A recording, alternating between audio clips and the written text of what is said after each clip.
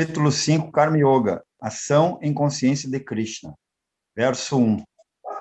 Arjuna disse: ó Krishna, primeiramente me pedes que renuncie ao trabalho e depois passas a recomendar o trabalho com devoção.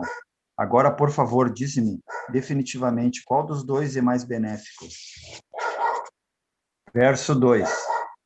A personalidade de Deus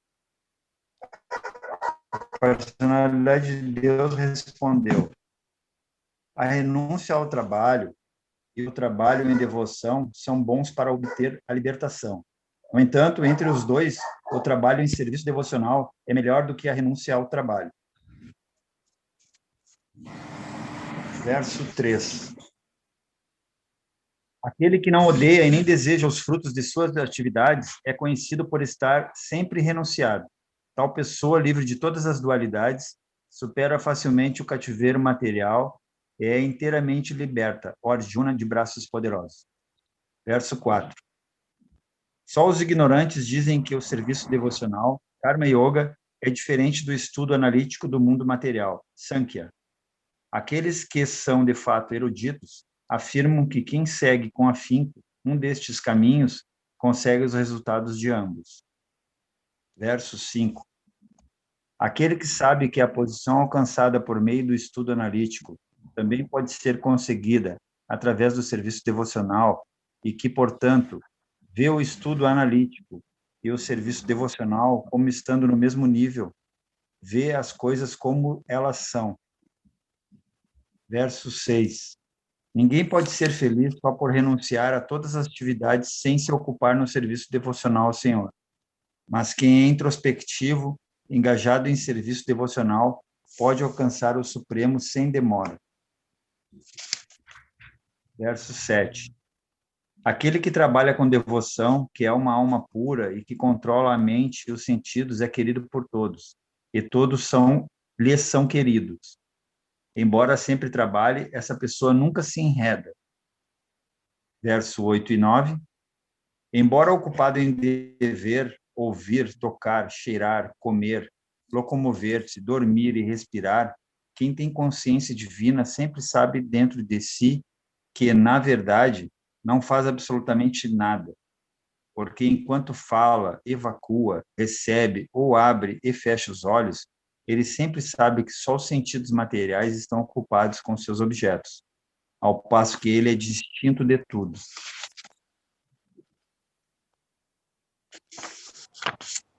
Verso 10. Aquele que executa seu dever sem apego e entrega os resultados ao Deus Supremo não se afeta pela ação pecaminosa, tal como a pétala da flor de lótus que nunca é tocada pela água. Os yogis que abandonaram o apego atuam com o corpo, a mente, a inteligência e inclusive os sentidos, com o único propósito de se purificarem. A alma firmemente consagrada alcança a paz pura, porque me oferecem o resultado de todas suas atividades, enquanto a pessoa que não está em união com o divino e que cobiça os frutos de seu trabalho, enreda-se. Quando o ser vivente, corporificado, controla sua natureza e renuncia mentalmente a todas as ações, reside felizmente na cidade das 9 portas, o corpo material, sem trabalhar nem causar que se execute trabalho. O ser corporificado, amo da cidade de seu corpo, não cria atividades nem induz pessoas a atuarem, nem cria os frutos da ação. Tudo isso é causado pelos modos da natureza material. O Espírito Supremo também não assume as atividades pecaminosas ou piedosas de ninguém. Entretanto, os seres corporificados estão confusos por causa da ignorância que encobre seu verdadeiro conhecimento. Porém, quando alguém se ilumina com o conhecimento que destrói a ignorância, seu conhecimento revela tudo a ele, assim como o sol ilumina tudo durante o dia. Quando a inteligência, a mente, a fé e o refúgio estão todos fixos no Supremo, a pessoa se limpa por completo de todos os receios por meio do conhecimento da verdade e segue assim sem desvio no caminho da liberação. Obrigado, Neida. Obrigado, Luciano. Sejam bem-vindos aqui, eu não cumprimentei ainda, Cristine, Muriel, Raíssa, Tayana, sejam bem-vindos. Pessoal, então vou fazer alguns breves comentários e aí fica à vontade para vocês compartilharem dúvidas, comentários também a respeito dessa leitura ou de outros trechos que nós já lemos no Bhagavad Gita, ou se vocês quiserem trazer algum tema também para a gente abordar aqui meio que à luz do Bhagavad Gita, vocês ficam à vontade, por favor. Então, só recapitulando um pouquinho o finalzinho do capítulo 4, Krishna, ele dá uma... Ele fala, ele conclui, né, o capítulo dizendo que quem renunciou aos frutos da ação, cujas dúvidas foram destruídas pelo conhecimento transcendental, que está situado firmemente no eu, não se prende às ações. Então, quando ele fala isso, Arjuna fica um pouco confuso, porque ele fala, poxa, você primeiro me recomenda a, a renunciar ao trabalho, e depois você me recomenda a ação abnegada, Nishkama Karma Yoga. O que é mais benéfico? A renúncia ou o trabalho em ação abnegada? Aí Krishna começa a falar, né, que tanto a renúncia aos frutos do trabalho, quanto o trabalho com ação abnegada, ou seja, sem interesse, né, nos resultados, são bons para a liberação, tanto um quanto o outro. Mas entre os dois, o trabalho abnegado é melhor que a renúncia. Aí, por quê? Por que é melhor? Porque vocês vão encontrar, gente, algumas pessoas que têm uma mentalidade assim. A pessoa aprende tudo sobre karma e vai percebendo cada vez mais detalhes do karma e vai trabalhando, mas interessado em realmente melhorar cada vez mais o seu karma. Esse tipo de mentalidade é chamado, assim, tem vários nomes, tá? Mas um deles é Karma Kandi. É uma pessoa, assim, que é focada na seção dos Vedas que fala sobre o progresso dentro da lei do karma. Ou seja, um progresso, de certa forma, material, mas que a gente já ouviu falar muitas vezes, assim, que trata do merecimento. Então, a pessoa vai crescendo dentro da matéria, dentro de um esquema de merecimento. Então, esse é o Karma Kandi, né? Comumente chamado, né?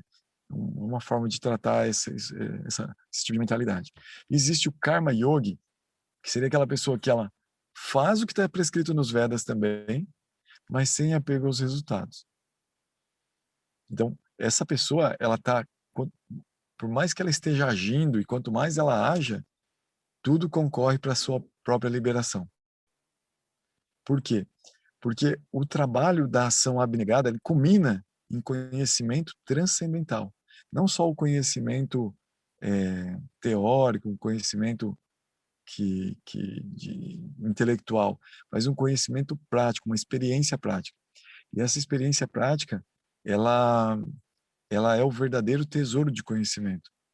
É quando uma pessoa ela consegue realizar isso que Krishna já explicou no Bhagavad Gita, dizendo que o verdadeiro progresso se faz pelo gosto superior. Você deixa um gosto inferior quando experimenta o gosto superior.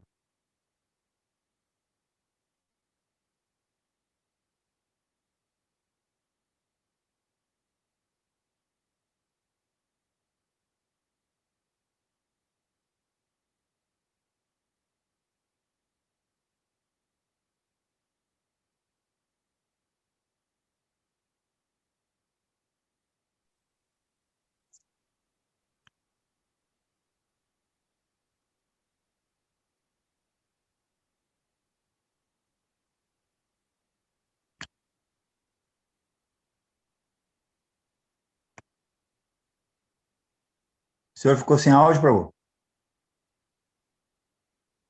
Eu também não estou escutando nada.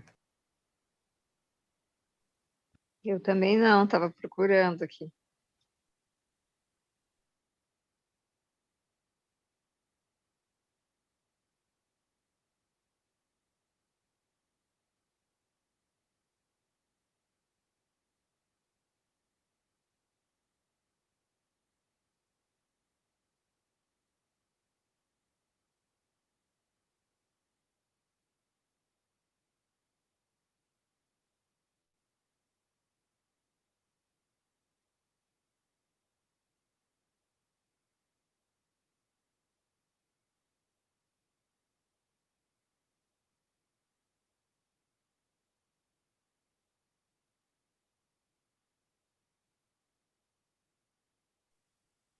Nós não estamos lhe escutando, Prabhu.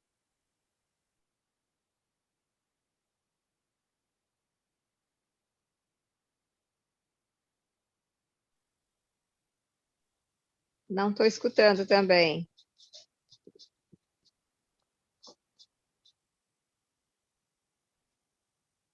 Quem sabe tem que sair e entrar de novo.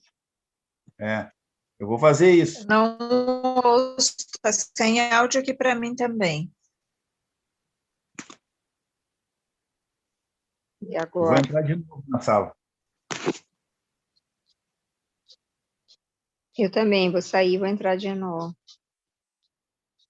Mas eu estou escutando.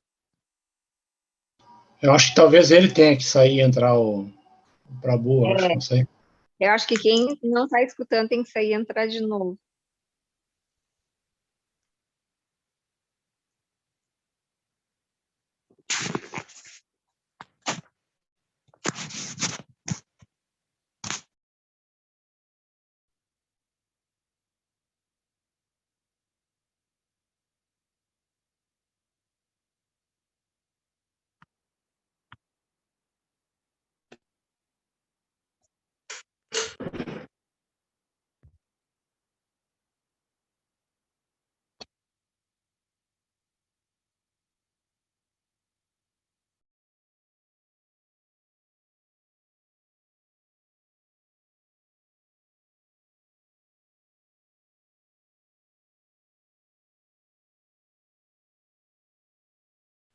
Olá, me escutam agora?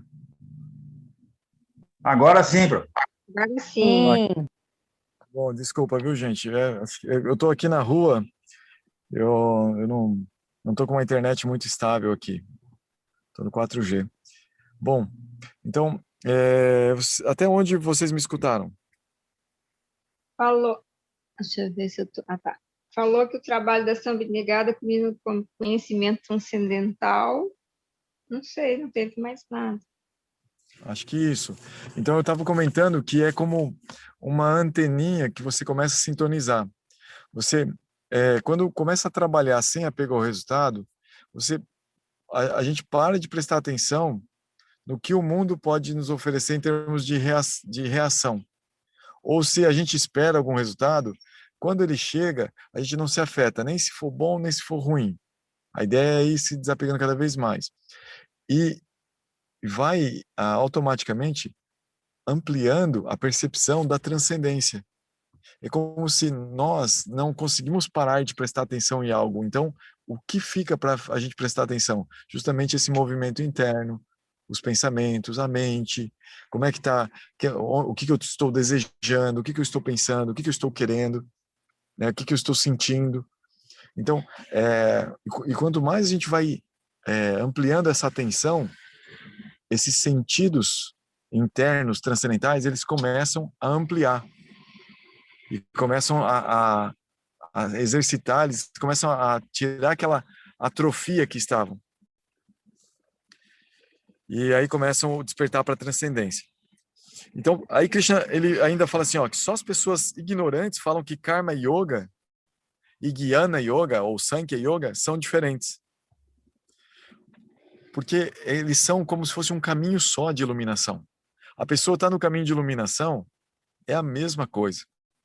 Então, Krishna está falando que se alguém está interessado em crescer na vida, em melhorar na vida de alguma forma, seja trabalhando, ganhando dinheiro, indo na igreja, orando, fazendo yoga, se ela está estudando Bhagavad Gita, se ela está interessada em crescer na vida, provavelmente ela está se conectando a algum processo de yoga. Agora, é claro que a gente já entendeu, né, que o yoga ele tem um histórico, ele tem um formato em que a gente reconhece que é yoga. Um deles é a sucessão discipular, essa questão assim de um conhecimento tradicional, né, que às vezes se perde ao longo do tempo, ao longo do caminho. Então, quer dizer, tem algumas características que falam isso aqui é yoga, né? Às vezes a pessoa quer melhorar de vida, mas ela não pega exatamente a linha do yoga, ela pega algum outro processo que acha que vai ser benéfico também, mas acaba caindo assim numa ilusão, né? Num processo equívoco.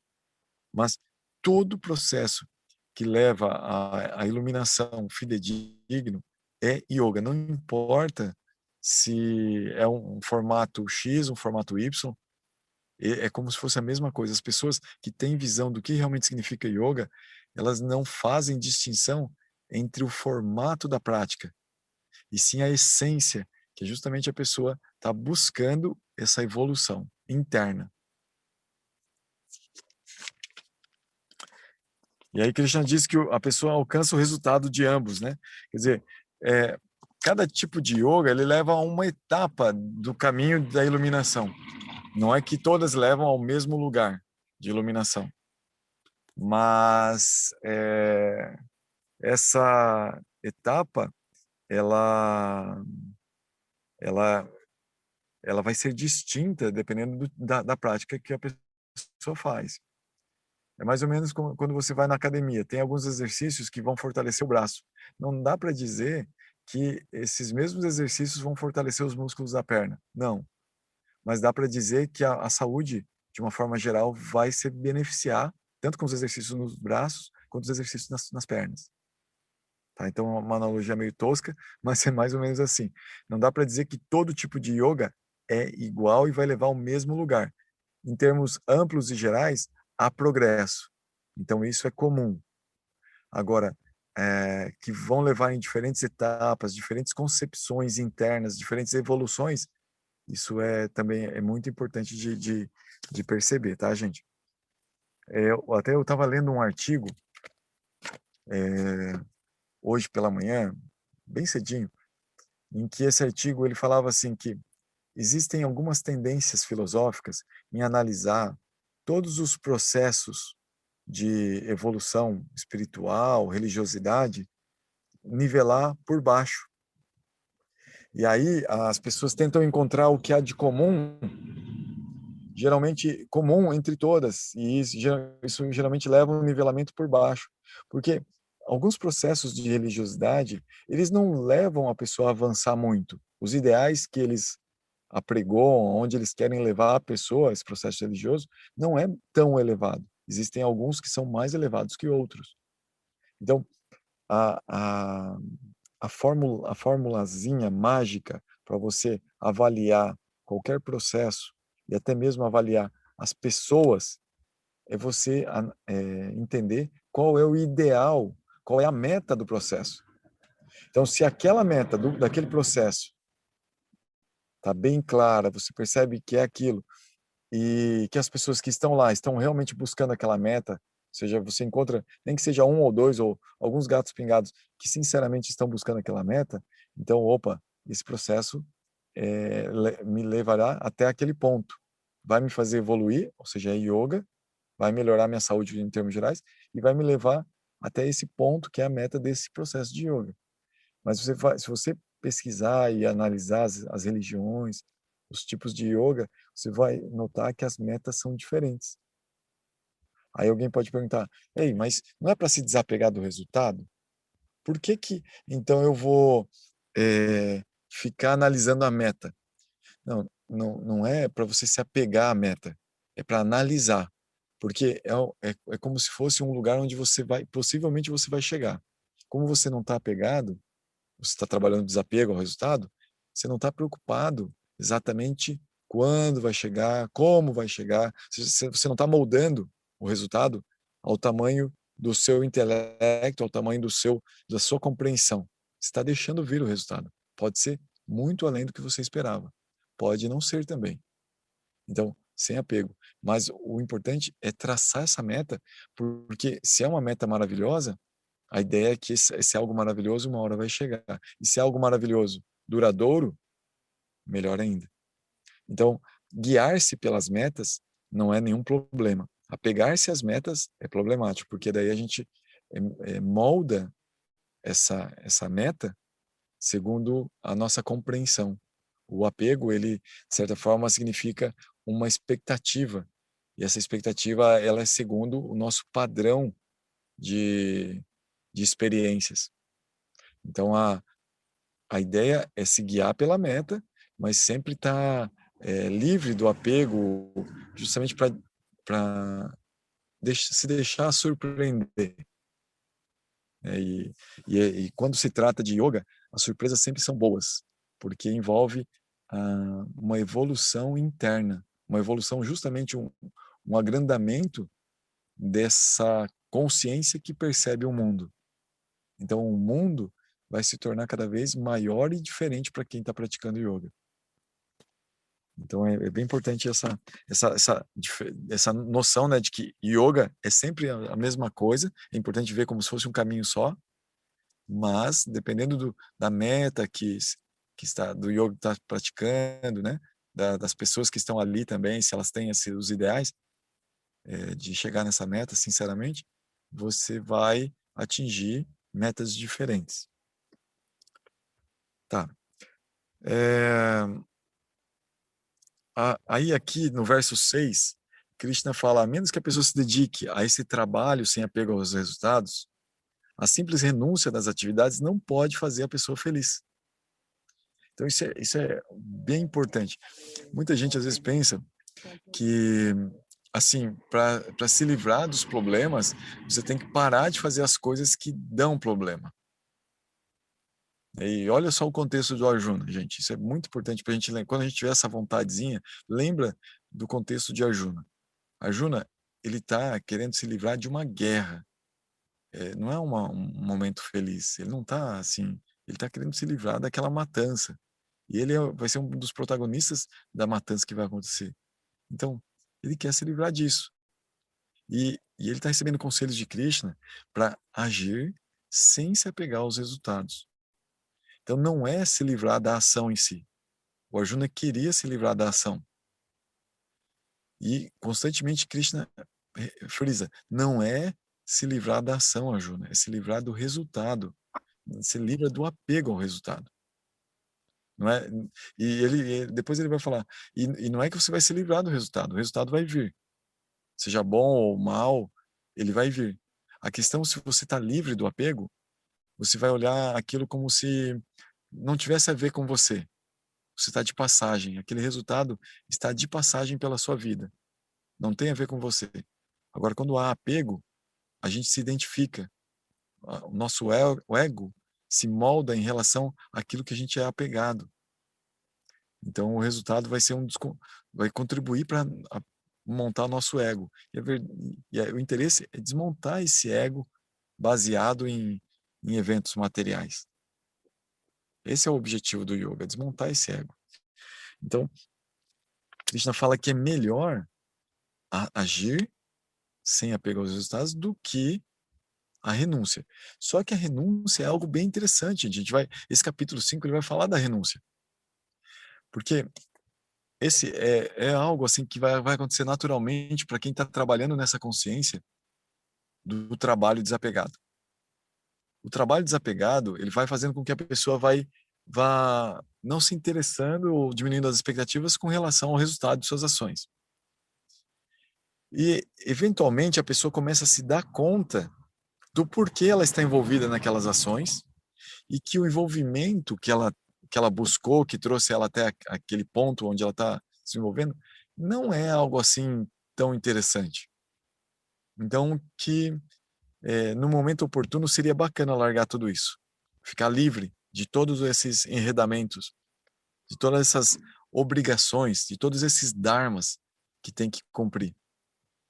Então, alguém poderia, né, outro dia eu estava conversando com um amigo e ele falava, olha, cara, eu faço isso, eu faço aquilo, eu faço outro, eu faço outro, eu tenho essa capacidade e tal, e me descreveu assim, vários dons, várias capacidades, várias, de certa forma, conquistas que ele tinha feito na vida.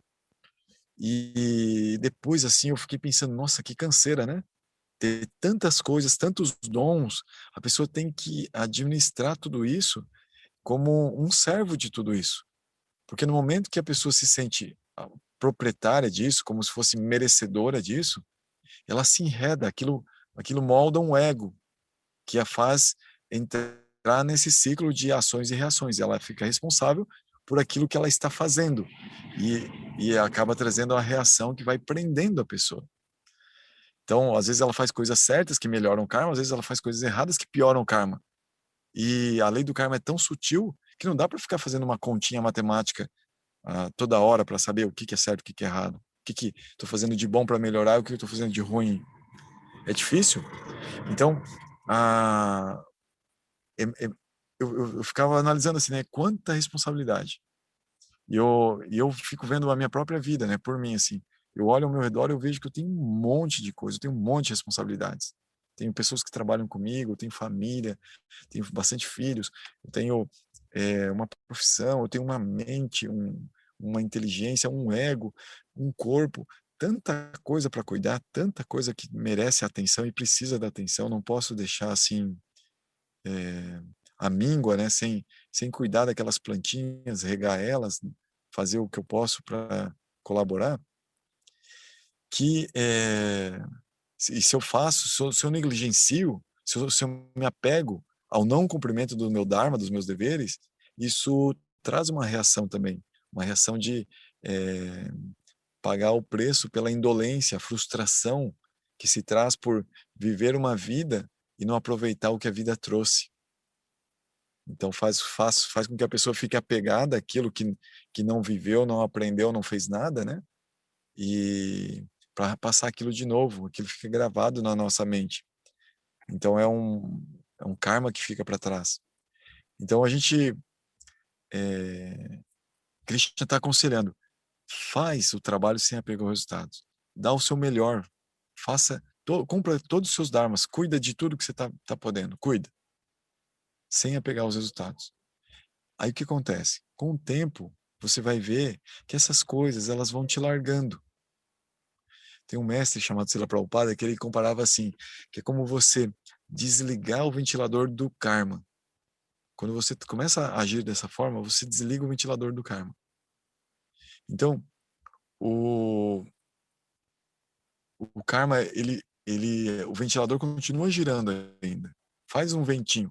Mas aquilo que alimentava o ventilador, a energia do ventilador, era seu apego, era o nosso apego aos resultados. Como eu parei de me apegar, eu desliguei essa energia. Então eu tenho que aguentar agora o ventinho que tá chegando pelo movimento de inércia das pás do ventilador. Mas uma hora isso vai parar completamente. E quando parar completamente, a gente vai poder se livrar desses karmas que a gente estava envolvido, porque parou. Só vai voltar a girar novamente se a gente se apegar ao resultado, se a gente se considerar o autor, se a gente quiser algo em relação àquele karma. Então, de certa forma, parece ser simples, né? Falar, eu me desapego do resultado, começo a ficar sem karmas futuros. Só tem que aguentar o karma que está vindo já, por inércia. É bem interessante, né? Quando eu li isso no Bhagavad Gita, me chamou muita atenção, que é possível se livrar do karma dessa forma. Então, a pessoa que tem essa consciência é querido por todas e todos são queridos por ele. Porque ele controla, né? Ele se purifica seu ser e controla somente os sentidos. Então, essa ação abnegada, ela vai levar a uma purificação do próprio ser e vai levar a esse ponto de auspiciosidade, onde todo mundo gosta de você e você gosta de todo mundo. E olha só que afirmação linda. mesmo que trabalhe constantemente, essa pessoa nunca se enreda. Maravilhoso, né? Poxa, que maravilha se poder fazer um monte de coisa e nunca estar enredado. E ainda ser querido por todos.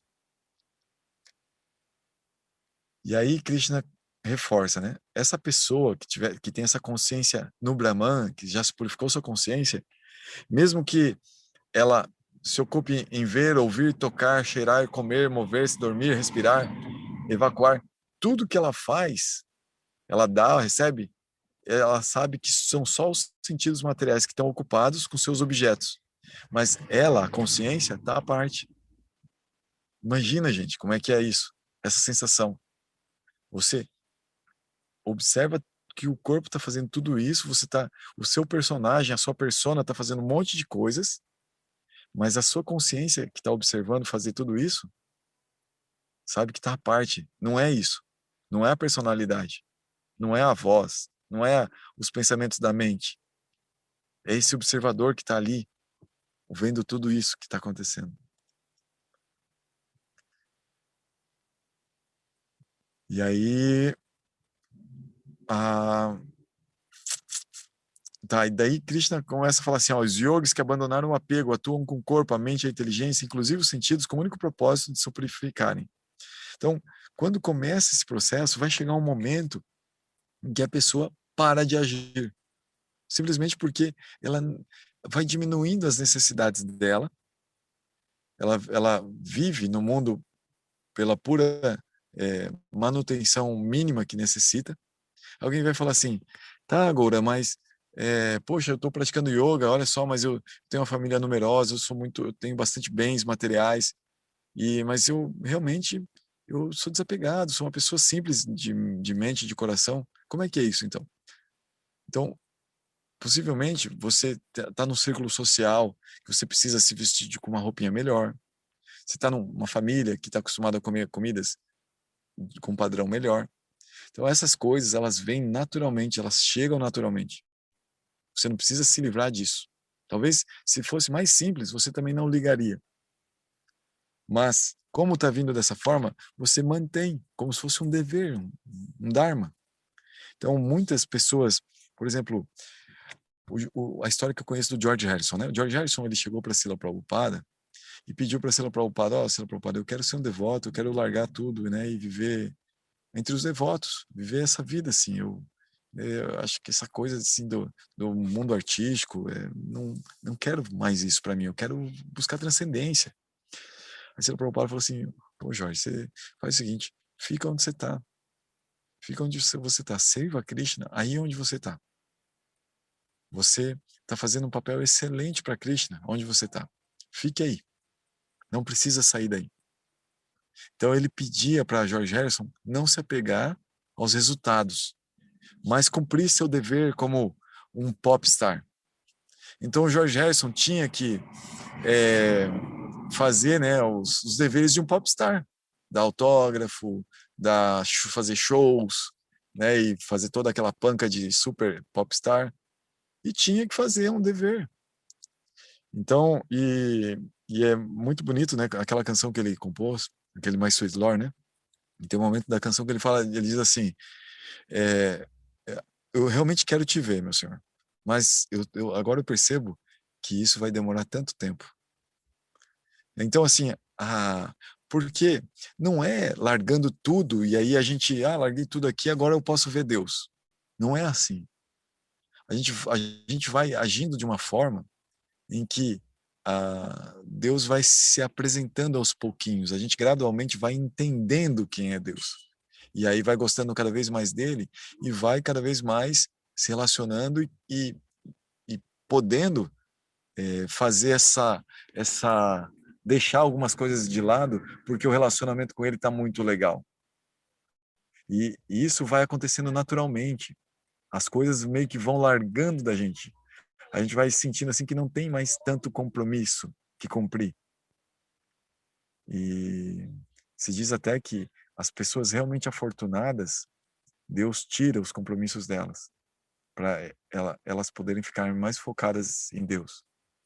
E algumas pessoas olham por fora assim e falam, nossa, mas ele perdeu tudo. Essa pessoa perdeu tudo. Só que internamente, essa pessoa que perdeu tudo está super feliz porque ela percebe que agora ela pode se dedicar mais a Deus.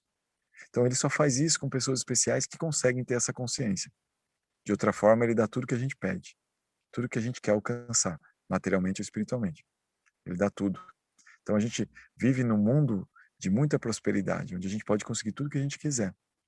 Mas justamente é aí que é o ponto que a igreja está falando aqui. Se você se apegar ao resultado das suas ações, você quer, vai chegar lá, aquilo vai vir, isso vai te enredar.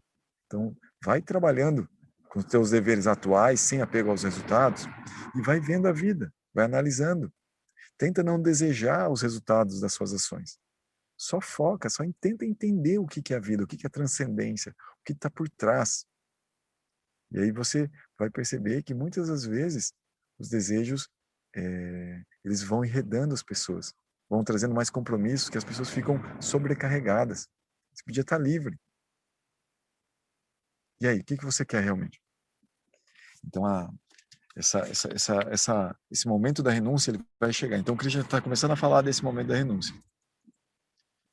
Aqui, né?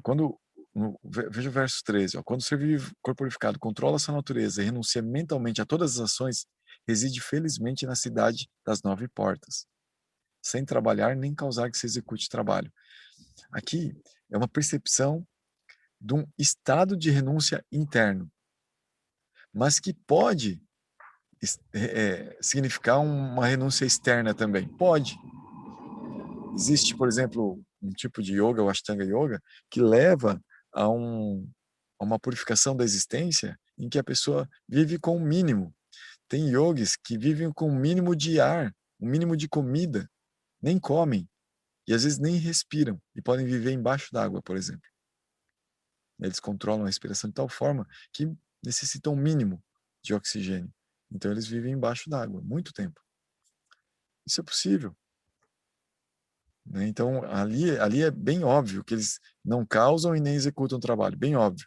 Mas Krishna está falando de um estado de consciência, não é exatamente desse fator externo. O ser corporificado, o amo da cidade, seu corpo não cria atividades nem induz as pessoas a atuarem. Olha que interessante.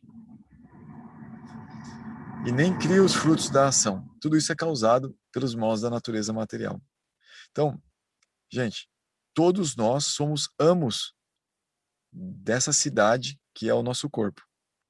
Ele é o nosso campo de atividades. Nós percebemos todo o universo através do nosso corpo. O universo é feito de coisas perceptíveis pelo nosso corpo. Então, aqui nessa afirmação, Cristo está falando que nós não conseguimos fazer com que ninguém atue, nós não conseguimos induzir ninguém a atuar, e nós também não criamos nenhuma atividade.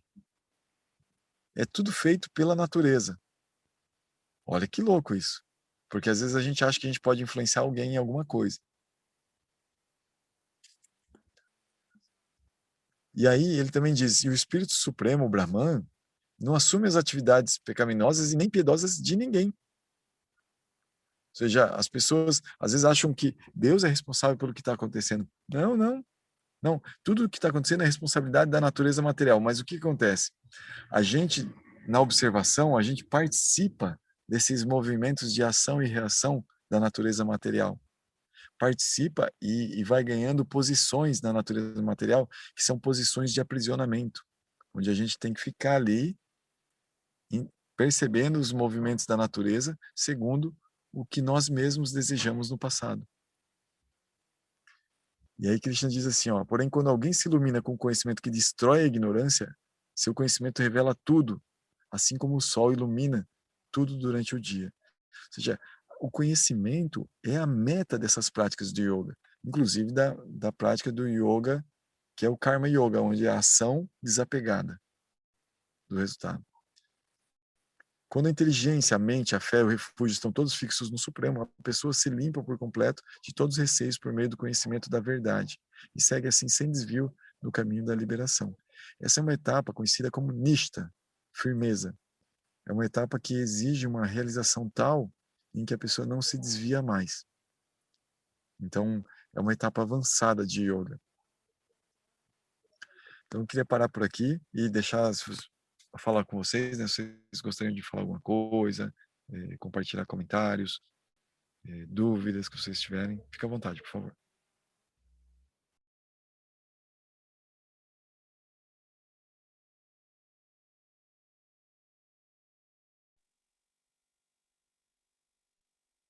Meu Prabhu, eu separei um, um texto aqui que é a história de heroísmo, retidão e amor, né? O rei Avatara. Eu acho que como é que é o nome dele? É Rama. Rama. Isso, é. E essa partezinha aqui eu guardo no meu celular ela porque de vez em quando eu posto assim, sabe, e jogo nos grupos assim, tudo mais, porque eu achei fantástico isso aqui. E eu acho que tem muito a ver com o que o senhor está falando aí, que a gente leu aí, né? E diz assim, ó: a derrota ou a vitória depende de Deus, mas o empenho tem que estar presente. Jatayu fracassou em seu empenho de tentar deter o rápido de Sita, mas isso não importa, pois se o serviço foi prestado, é isso que Deus vê. Eu achei fantástico isso aqui, sabe, Prabhu? E eu guardo isso aqui com muito carinho, esse trecho desse livro, e eu ainda quero ler esse livro também. Eu achei que tem muito a ver com o que o senhor falou aí, que a gente está vendo aí, né? Sim, tudo a ver, tudo a ver. Que o Jatayu nessa história, ele tenta... Tem um desenho, né, do Rama, não sei se você já assistiu, já viu? No YouTube Não, tem não um vi. desenho dele. É bem bonito esse desenho. É uma homenagem que o Japão fez à Índia no aniversário de independência da Índia. Aí o Japão fez tipo um anime, assim, sabe? Um desenho da Aham. história de Rama. E aí na verdade é bem curto o desenho pelo tanto que é essa epopeia, assim, é um livro muito grande, tem vários detalhes. Mas tem um momento que mostra o Jatayu, ele é um pássaro gigante, tipo um abutre, assim, que ele enfrenta Ravana que rapta a mãe Sita, né? E ele fracassa, assim, ele é derrotado por Ravana. Mas aí vem esse contexto, né? Que não importa se foi derrotado ou não. Tem histórias bem bonitas relacionadas a isso também. Tem um outro ponto dessa história, já que você falou, eu lembrei de uma outra história que tem a ver com isso também. Tem um, tem uma história, tem um momento da história em que os animais vão ajudar o Sr. Rama a fazer uma ponte para ele atravessar a Península Índica até Sri Lanka, que é a ilha onde fica Ravana. E todos os animais trazem pedras. Então, tem Hanuman, que é um macaco muito poderoso, ele trazia uma montanha. E quando ele estava trazendo essa montanha, ele era uma pessoa muito piedosa, né? Ele viu uma aranhazinha que estava carregando uma pedrinha, aranha. Um pedrisco assim, a aranha estava carregando. E aí o Hanuman viu aquela aranha e falou: dá licença aí, aranha, dá licença que eu tenho que passar com essa montanha. E daí o Sr. Ramachandra repreendeu a Hanuman, dizendo que aquele pedrisco daquela aranha tinha tanto ou mais valor para ele do que aquela montanha de Hanuman. Então, assim, que não era a ação, porque eles estavam fazendo isso em adoração a Rama, né? Assim, não por eles mesmos. A aranha não estava interessada nela mesmo, né? E Hanuman tinha um pouquinho de ego, assim, relacionado ao tamanho do, do, dos resultados que ele podia gerar, sabe? Sim. Então, aí o senhor Ramachandra falou assim que o valor da pedrinha da aranha era igual ou maior ainda, porque a aranha talvez não estava tão apegada ao resultado quanto o Hanuman, sabe? E foi Maravilha. repreendido para mostrar para todos que estavam ajudando ali que o valor de todos valia muito a pena. Por menor que fosse o esforço, valia muito a pena. Né? Assim, os esforços sem apego aos resultados, né? Então, são libertadores, né? E nesse caso aí era em relação a Ramachandra, que era um avatar, então tinha uma conexão com a transcendência, né? Na forma desse Sim. relacionamento aí. Então é muito importante entender isso, assim, que por menor que seja o esforço, se ele for um esforço desapegado do resultado e focado na transcendência, ele pode te salvar do maior perigo. Essa foi uma das primeiras afirmações que Krishna falou sobre esse conhecimento de yoga que nós estamos estudando. Ele falou isso no capítulo 2. Por menor que seja esse esforço, ele pode te livrar do maior medo, do maior perigo que possa existir.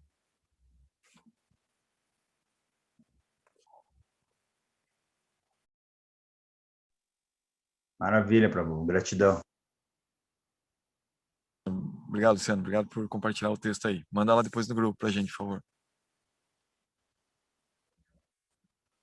Tá bom.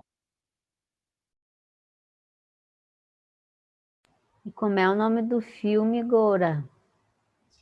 É Rama, a história de Rama.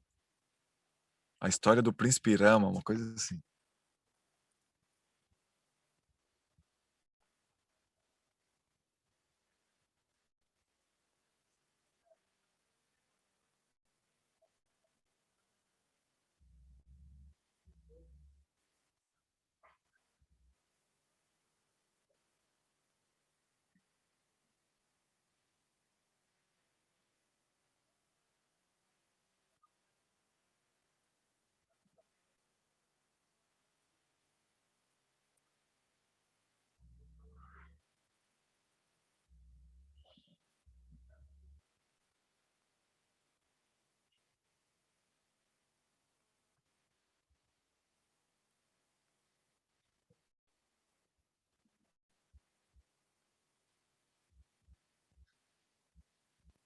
Neide, eu coloquei o link ali do YouTube, tá? Pessoal, teve mais algo que vocês Ah, obrigada. chamou a atenção de vocês?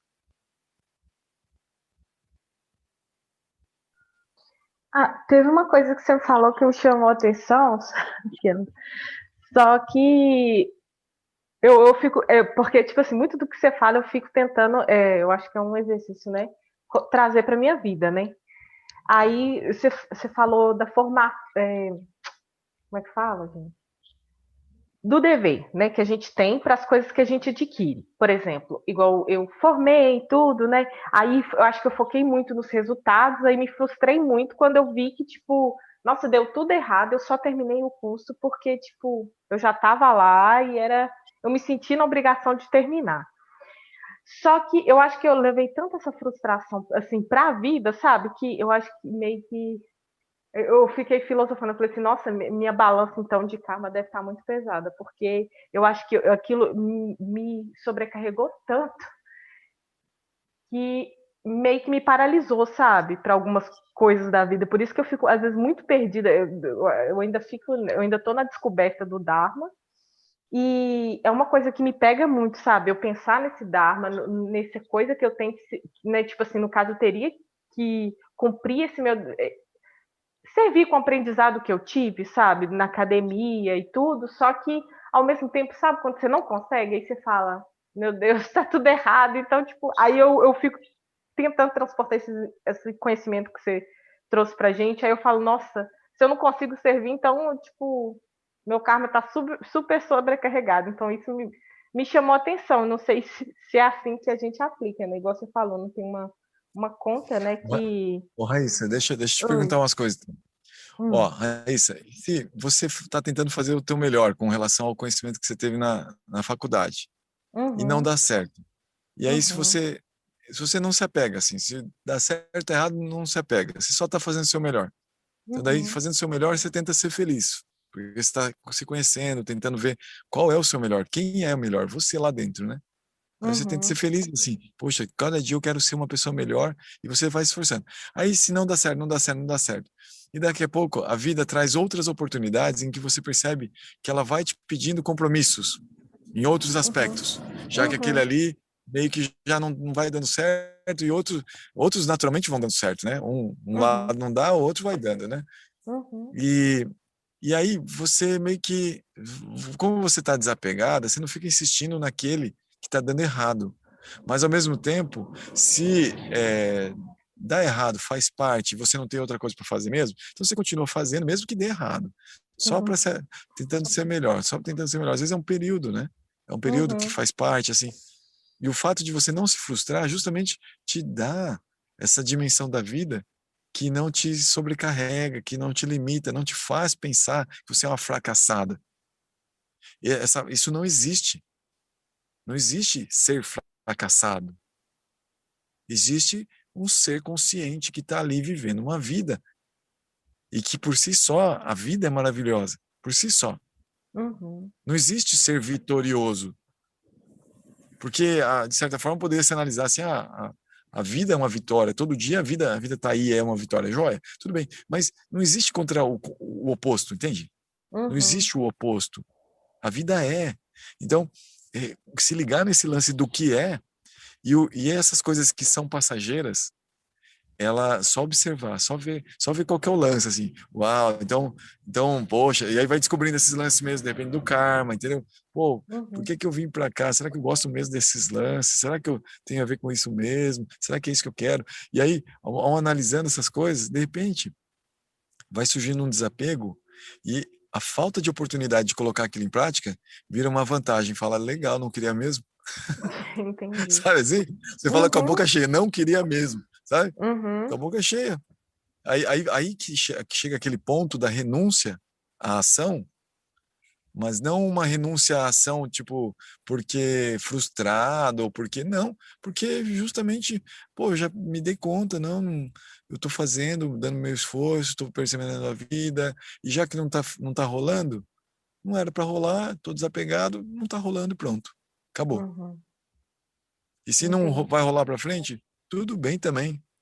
Sabe? Alguma coisa vai Uhum. rolar. A vida sempre traz alguma coisa, Raíssa. Isso é Uhum. de lei, assim. Uhum. E outra coisa, só que essa é menos, como é que fala, caótica, que me chamou a atenção, você contando aí da história do Hanuman, né? Eu não sei se ele Uhum. é uma deidade, é um deus, né? É um macaco, não é? É o macaco. O Pois é, pessoal porque, adora muito Hanuman, sabe? Mas ele não é Deus, não. Ele é um devoto de Rama, ele é um devoto de Deus, assim. entendi, porque Mas é ele é muito engraçado, poderoso. todas as coisas que eu assisto, assim, que tem alguma coisa relacionada à Índia, aí, ou meditação, aí eles colocam como a perturbação como sendo um macaco. Tipo, tem um programa Ah, na Netflix, eu não sei se você já assistiu, chama Headspace, que eles colocam um não. macaquinho lá, tipo assim, como se ele... são os movimentos que a mente às vezes faz, sabe? Que são demais. E o Aham. macaco é muito isso, tipo, faz coisa demais e que não precisa. Então, como se fosse a Aham. perturbação. Então, me chamou a atenção, porque igual esse Hanuman, né, parece ser um causador, né? Pelo que você contou dessa história. Então, Ah, eu achei ele é. interessante. Mas ele é Bem super legal. especial. Hanuman é super especial. Se você puder conhecer a história de Hanuman, vale muito a pena. Ele é um macaco especial. E aí, na Índia, eles acreditam que Hanuman, ele não morreu, ele é uma... na cultura védica, assim, eles têm algumas personalidades que têm como que o dom de viver, de morrerem quando quiserem. Então, tem várias personalidades na cultura védica, assim, ancestral, assim, que eles falam que tem esse dom, sabe? E Hanuman Uhum. é uma dessas personalidades. Então, por isso que eles adoram Hanuman e consideram que ele tá por aí, sabe? Que ele tá Nossa. vivo, ele tá por aí, ele pode aparecer a qualquer momento. Como ele é muito poderoso, ele tem todos os poderes do yoga místico, todos.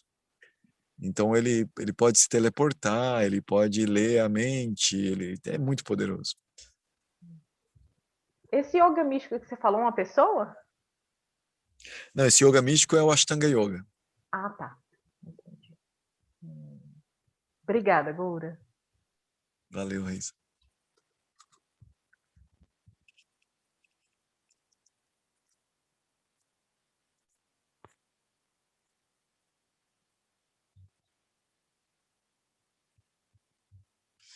Eu vou contar um exemplo aqui de abnegação, tá? Assim, que me impressionou, assim.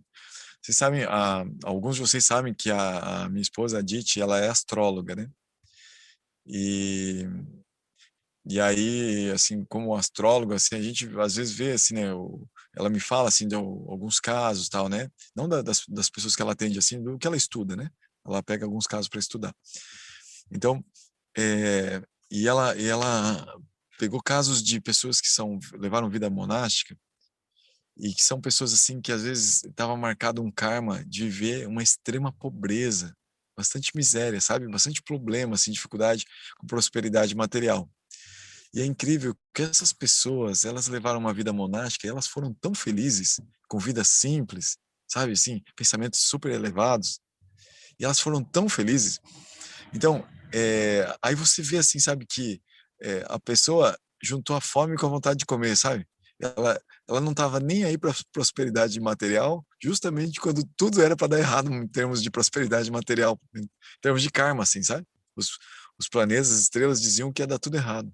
Então, esse é um grande segredo, assim, para quem estuda yoga, para quem está estudando Bhagavad Gita, e às vezes faz uma leitura de um mapa, ou como a gente aí, né, Raíssa? A gente estuda na universidade, forma, e chega lá e não era o que a gente pensava, né, o resultado.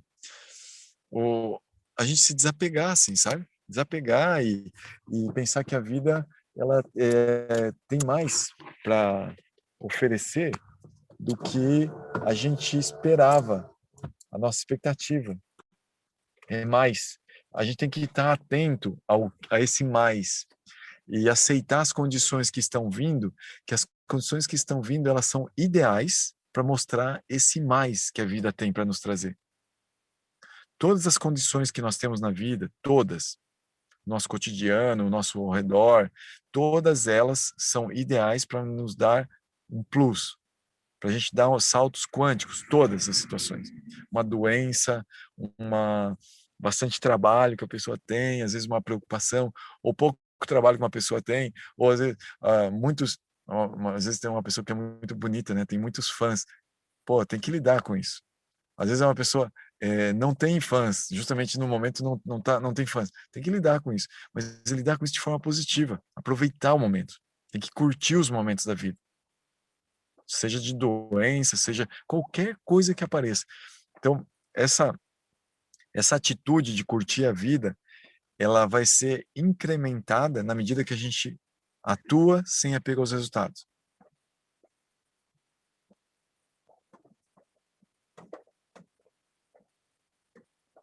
A gente vai dar menos atenção para os resultados e vai dar mais atenção para a vida como ela é.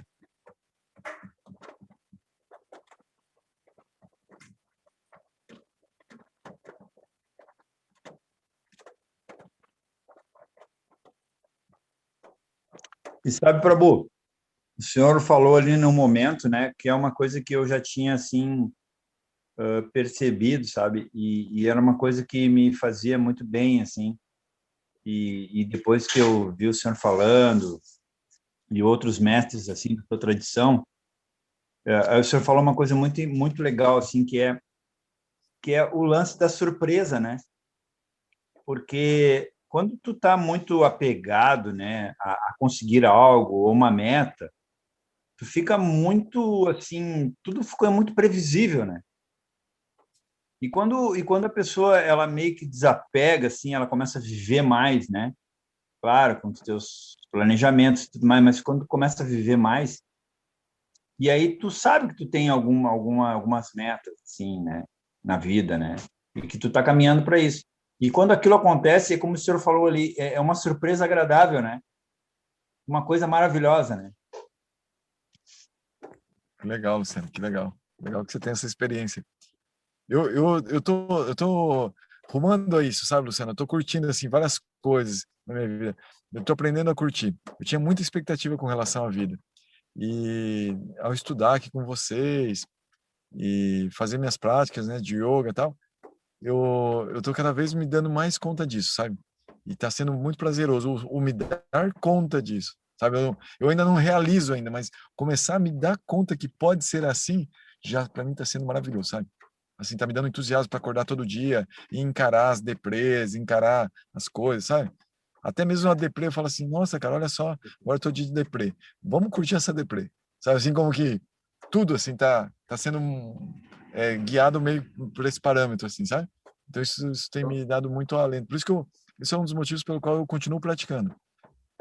Assim, É uma maravilha, Prabhu. É uma maravilha quando a gente realmente entende que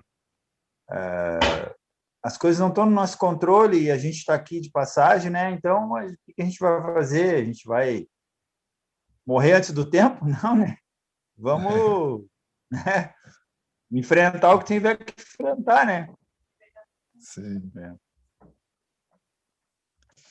sim, sim. Mas eu não Talvez sabia alguns que de nós. não sabia que Ah, que a sua esposa era astróloga. Vai, que legal. sim, sim. Ela faz um trabalho aí bem legal, bem bonito o trabalho dela. Muitos de nós, assim, às vezes estão passando por momentos assim, né?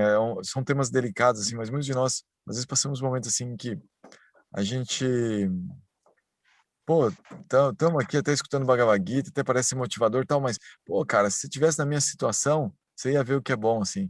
Eu tô passando um momento muito ruim, muito triste, alguém pode estar pensando assim, né? E, então, o grande lance do que a gente está estudando é justamente chegar nesse ponto, assim, olha, imagina como a Arjuna tá, né? A Arjuna tá tendo que encarar a matança dos seus próprios parentes, assim, do seu avô, que ele gosta tanto. Então é um momento muito ruim para ele também. E ele está recebendo um conhecimento para sair daquela situação e olhar ela de fora. Então essa é a chave do Bhagavad Gita, né? Então essa situação às vezes que a gente está pensando que é muito ruim, a gente está ganhando algumas chaves para olhar de fora e perceber que a gente não precisa se esforçar para mudar a situação. A gente precisa se esforçar para mudar o jeito que a gente encara as coisas. Se a gente está sofrendo, se a gente está mal, porque a vida está desse jeito nesse momento, a gente precisa fazer um esforço para a gente mudar esse jeito de sentir as coisas, de perceber as coisas. Essa é como uma das principais mensagens do Bhagavad Gita. Por isso Krishna está dando esse exemplo. Olha, tem um jeito de viver nessa cidade aí do corpo, onde você percebe que você não faz nada. Então, você não está fazendo nada. Você fala assim, poxa, a situação está tão ruim, mas tenta a partir dessa mensagem do Gita. Você não fez nada. E você não tem capacidade de fazer nada. Então, olha para dentro de si mesmo. Tenta mudar essa percepção interna. Ah, mas aí você vai falar que eu tenho que fazer tal exercício de yoga. Aí eu não vou fazer nada. Então, é justamente esse exercício de yoga, você ainda não vai estar fazendo nada. Seu corpo vai estar fazendo para você algo que vai estar trazendo liberdade dentro do corpo. Só que essa capacidade de fazer yoga, ela está latente em você, no seu corpo. E você não está usando ela. Você está usando para fazer outras percepções que agora estão te trazendo nesse momento que você está se sentindo mal com a vida, às vezes. Então, por que não aproveitar o potencial para observar esse outro movimento que pode ser feito do yoga? Está aí em potencial, está latente no seu corpo, na sua mente, na possibilidade de vida. Fazer yoga. Olhar para o lado positivo da vida, mudar internamente, perceber que você não está fazendo nada, só está observando tudo. Então, observar coisas legais, pôr atenção em coisas legais da vida. E aí você vai ver seu corpo fazer coisas maravilhosas que você nem sabia que ele fazia. Você vai ver sua mente, seu intelecto compreendendo coisas que você nunca poderia imaginar que ele poderia alcançar essas coisas. Por quê? Você está fazendo mesmo? Não, estava latente aí. Essas coisas começaram a ser percebidas, porque você começou a dar mais atenção para isso. Mas parece que eu estou fazendo, Goura. Parece que eu estou ali, sentado na posição de lótus. Parece que eu estou ouvindo agora o Bhagavad Gita. Parece que sou eu que sentei aqui, liguei o celular para ouvir o Bhagavad Gita. Sou eu? Não, não é você. Você quis que essas coisas acontecessem. E o arranjo do universo se fez que você conseguiu parar aí na frente do celular, sentar e ouvir. Seu ouvido está deixando entrar o som. E então, o universo inteiro está conspirando para que você possa ficar nesse local dando atenção para isso agora. Mas você quis. Então você quis olhar para essa possibilidade. E ela aconteceu. Ela está acontecendo. Então existem muitas possibilidades na vida. Mas observar, não Então, ter... Vai, fala. Desculpa. Tô aqui, né? eu estou gostando dessa tua linha, assim, da tua fala e sublinhar aqui uma parte que você falou, né? Que muitos yogis abandonam assim, as suas atividades, e o Krishna quer que a gente sirva a ele onde a gente está, né? E você teve um trecho aqui que eu anotei, assim, as pessoas mais afortunadas, Deus tira os compromissos dele para poder se dedicar a Deus, né? Sim. E que a gente vive num mundo de muita prosperidade, onde podemos alcançar tudo o que a gente quer. O que mais que se falou aqui que eu achei interessante? Então, essa questão, né, da gente querer ser um monge, viver uma vida assim, enfim, estar no mundo sem ser do mundo. No entanto, acho que o nosso maior desafio é a gente estar, né, no nosso meio familiar, nosso ambiente, e estar colocando em prática, né, todos esses conhecimentos. Então, tudo que você estava falando, assim, de se desapegar do sofrimento, você pode passar por situações ruins e não sofrer por isso, né? Experiências vêm para nos trazer aprendizados. Então, sempre como um observador, você está passando por um momento, estamos passando por um momento difícil, tudo, mas conseguir perceber todo o aprendizado que chega, né? Eu tô assim, nessa sincronia, sabe? Desde que eu resolvi me dedicar mais, assim, a essa busca espiritual. Hoje eu recebi uma visita, a minha filha veio com um namorado, a filhinha dele, e eu disse, ai, meu Deus, que bom, né, receber essa visita. Ao mesmo tempo, eu tinha uns compromissos das minhas práticas espirituais. 5h30 eu tenho uma oração, 6h30 eu tenho estudo aqui. Mas eu estava tão feliz e eu fiz tudo com muito, assim, muito gosto. Eu fiz uma boa comida e para que todos desfrutassem. E eu fiquei tranquila, assim, sabe, na entrega daquele momento. O que aconteceu, naquele horário que eu tinha a minha oração, eles desceram, levaram a menina no playground para brincar, e eu pude fazer minha oração.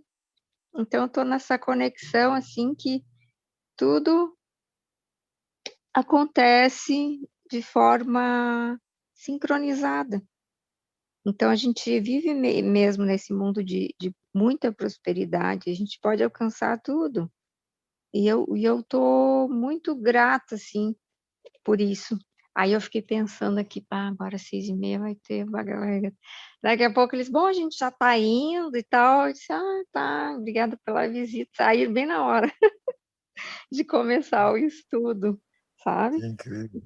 Então, eu acho assim que eu tô nessa entrega e tô tranquila, né? E a coisa flui de uma forma, porque eu realmente quero estar aqui fazendo esse estudo, né?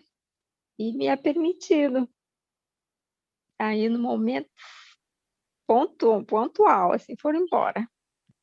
E eu tô aqui, gratidão. Que Legal. bacana, que bacana, Oh, Cristina, maravilha. escutar isso. Muito Né? bacana. Eu acho que todos nós que estamos nesse movimento aqui, a gente quer estar aqui, né? Então, o universo também Sim, trabalha para isso. conspira, o universo Conspira a conspira. favor, né? Mas eu fiquei assim, sabe? Só observando. Eu disse, olha, adorei, né? Tá, visita, domingo e tal. E daí pensei nos meus horários aqui, mas assim, tipo, deixa fluir. E a coisa toda se encaminhou da melhor maneira. Então, essa questão da prosperidade, né? Que existe. Nós vivemos num mundo, assim, de muita prosperidade, né? você falou, onde podemos alcançar tudo o que se quer. E eu acho que é bem isso, assim. Quando a gente está nessa sintonia, né, a gente vai atraindo tudo que a gente precisa experienciar e com essa clareza maior, né, do observador, das coisas estarem acontecendo assim. Eu tenho a família, eu tenho minhas coisas, né, com a família, mas eu tô conseguindo alcançar os meus objetivos e essa é a minha prioridade de tá buscando, né, essa iluminação, a transcendência e tudo que se apresenta no caminho é só um aprendizado, tudo é um caminho para chegar, né, nessa meta, né, que todos buscam. É muito bonito isso. Era isso. Gratidão. Obrigado, Cristina. Muito obrigado.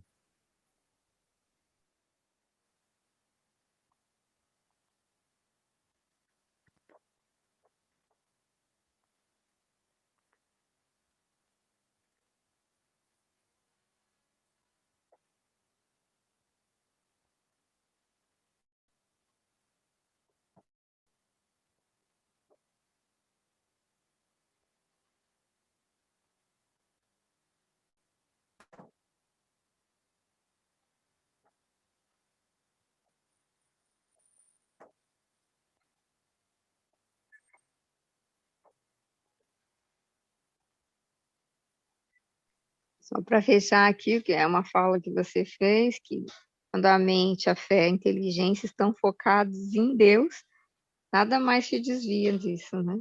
Eu acho que é bem isso que eu estou sentindo, assim. Legal.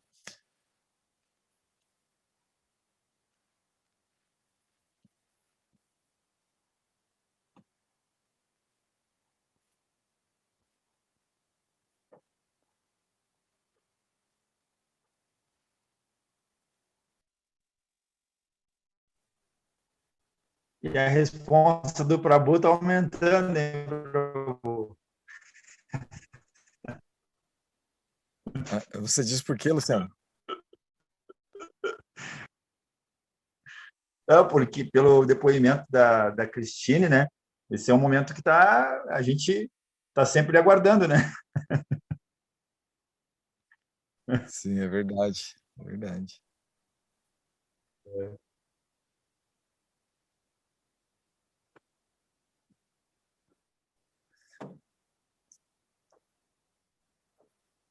Mas é isso mesmo. É algo bonito, né? Se a gente faz com o serviço aí, Krishna vai nos dando as responsabilidades que fazem a gente mais feliz e ele também, né? Essa É uma maravilha. como que muita gente talvez não chame como Krishna, como eu estou falando, mas o universo, né? Vai nos brindando assim com dharmas, com responsabilidades que vão naturalmente a gente vai se sentindo mais à vontade, dá mais atenção para aquilo, mais atenção, mais atenção, mais atenção, até que aquilo passa a ser o nosso cotidiano, né? A gente quer todo dia aquilo, porque a gente está querendo dar atenção todo dia para aquilo. Então é algo natural também, assim, do universo, né? E aí que entra esses favores especiais de Krishna. Às vezes ele nos libera de alguns compromissos, assim.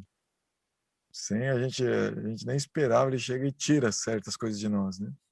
Então tem muitos devotos, assim, muitos yogis, né? E Krishna tira a família, tira o dinheiro, tira várias coisas, assim, que eram responsabilidades, né?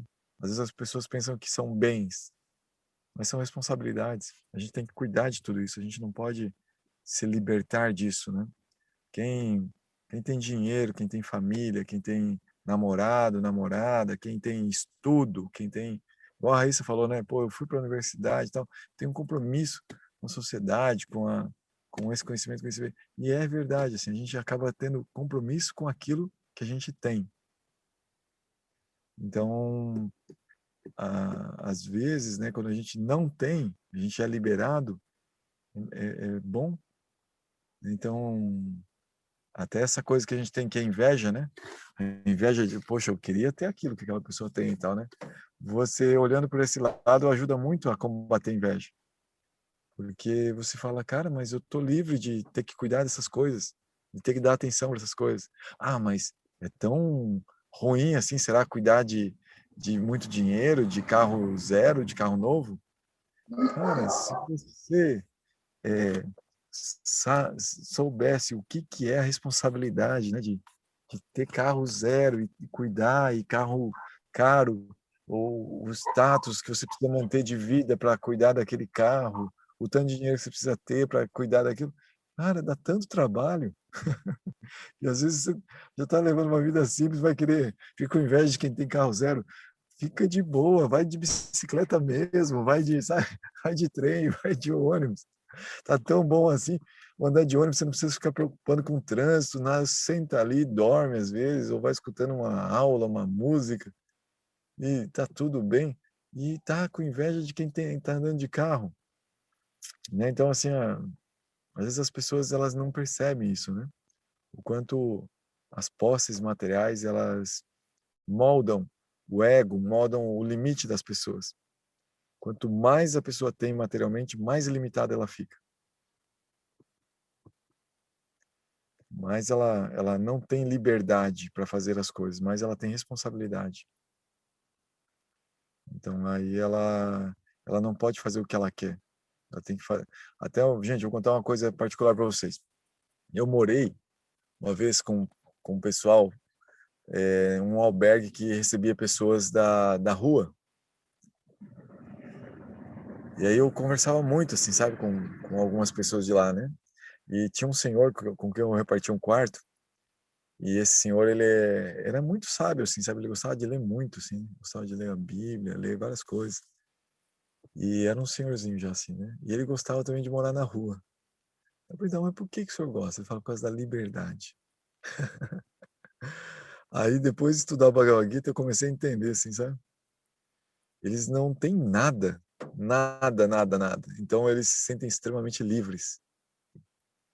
E é uma sensação que é real, de certa forma, mas ao mesmo tempo ela é ilusória, né? Um amigo meu, monge, ele até falou assim, é uma ilusão isso, né? Porque não é assim que se conquista a liberdade, né? A liberdade, como o Krishna está falando aqui, né? É você cumprir seus deveres, suas responsabilidades, sem se pegar o resultado. Aí você vai alcançar a verdadeira liberdade. É uma liberdade interna, né? Não é externa. Mas eu achava interessante que externamente eles eram muito livres, assim. E eles gostavam dessa liberdade externa, né? Mas não é uma liberdade, depois a gente vai estudar mais sobre isso, é uma liberdade no modo da ignorância, assim, né? Mas não deixa de ser verdade, assim, também, entende? Então, quando você tem pouco, você tem muita liberdade.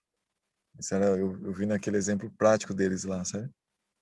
Então, você não precisa, quando o destino te traz pouco namorada ou namorado, traz pouca, sei lá, amigos ou amigas, dinheiro ou sei lá o quê.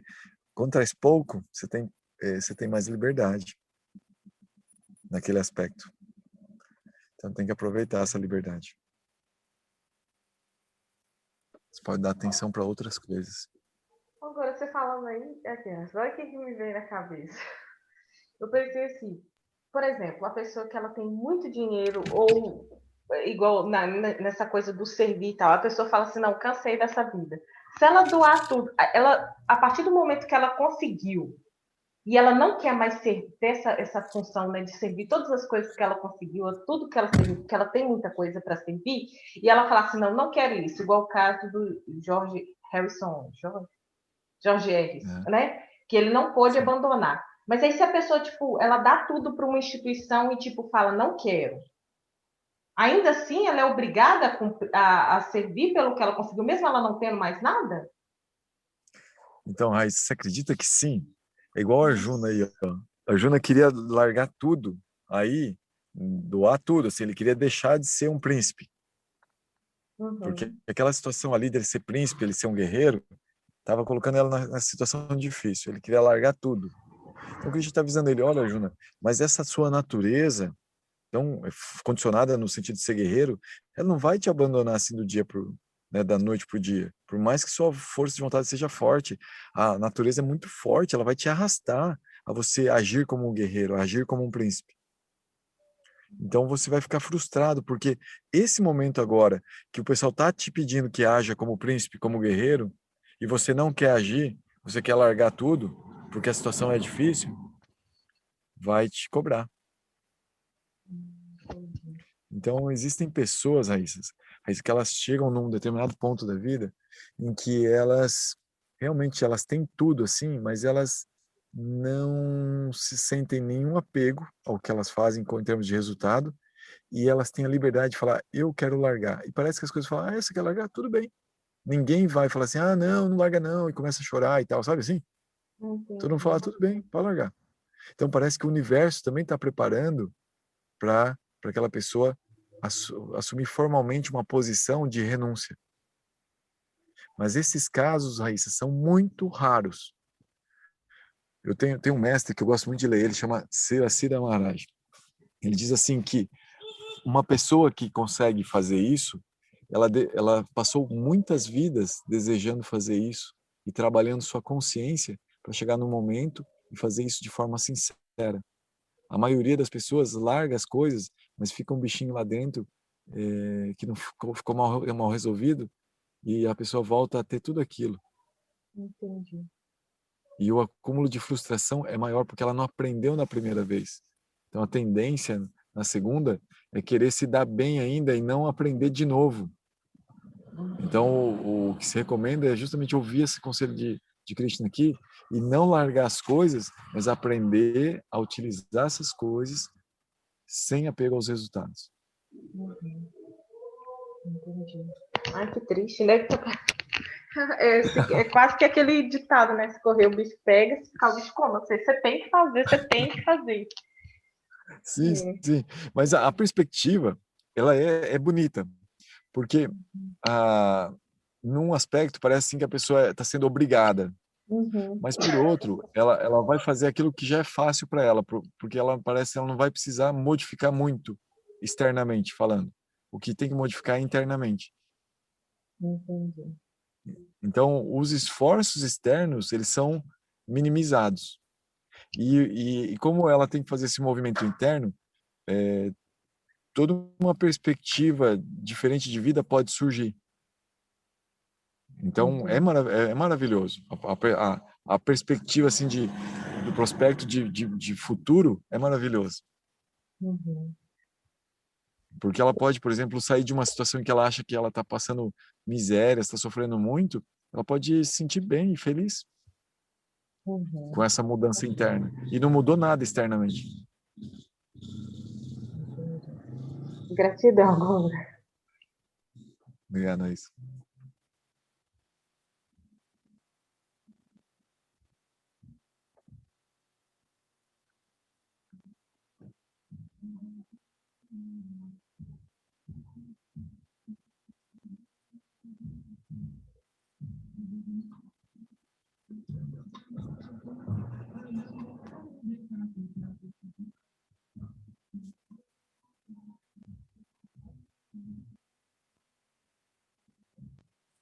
Pessoal, nós já estamos, são quase 8 horas, a gente vai encerrar. Alguém gostaria de fazer mais algum comentário, colocar alguma dúvida, compartilhar algo conosco?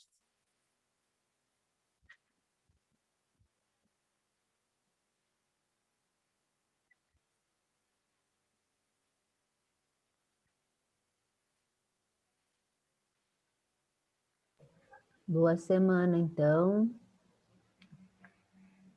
E gratidão pelos estudos. Obrigado, Neida. Gratidão, gente. Muito obrigado aí pela companhia. Gratidão. Boa semana para vocês. Obrigado, boa semana a todos. Boa Gratidão, noite. Gondra. Boa noite, todo mundo. Tchau. Boa noite a todos aí, gratidão. Obrigado. Gratidão, Haribo.